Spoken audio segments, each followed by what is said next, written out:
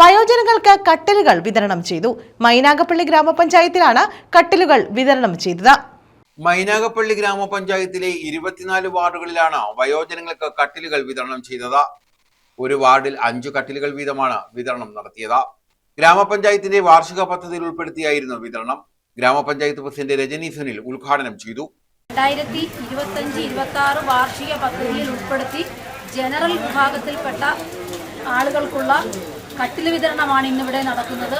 മഴയൊക്കെ ആയതുകൊണ്ടാണ് ഇത്രയും ലേറ്റായി പോയത്. കുറേ ദിവസമായി നമ്മൾ കട്ടിലെല്ലാം റെഡിയാക്കി ഇട്ടിരിക്കുന്നു. ഈ ഒരു കാലാവസ്ഥയുടെ അടിസ്ഥാനത്തിലാണ് മാറ്റി വെച്ചത്.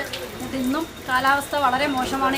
എന്നിരുന്നാലും ഇനി ഇത് വെച്ച് വൈകിപ്പിക്കുന്നത് ശരിയല്ല എന്നതുകൊണ്ട് ഞങ്ങൾ എല്ലാവരും നമ്മുടെ ഭരണസമിതി ഒന്നാകെ എടുത്ത ഒരു തീരുമാനമാണ് ഇന്ന് തന്നെ അടിയന്തരമായിട്ട് ഈ കട്ടിൽ വിതരണം നടത്താമെന്നുള്ളത്. നമ്മുടെ അംഗൻവാടികൾ കേന്ദ്രീകരിച്ച് നമ്മൾ തൊട്ട് മുൻപ് തന്നെ മിക്സി വിതരണം നടത്തിയിരുന്നു. അതോടൊപ്പം തന്നെ നമ്മുടെ ജനറൽ വിഭാഗക്കാരുടെ കട്ടിൽ വിതരണമാണ് നടക്കുന്നത്. വളരെ സന്തോഷപൂർവ്വം അഭിമാനപൂർവ്വം നമ്മുടെ ഈ ജനറൽ വിഭാഗക്കാരുടെ കട്ടിൽ വിതരണം ഔപചാരികമായി ഉദ്ഘാടനം ചെയ്തുകൊണ്ട് നിർത്തുന്നു. ക്ഷേമകാര്യ standing committee chairperson Jose Mathai അധ്യക്ഷത വഹിച്ചു.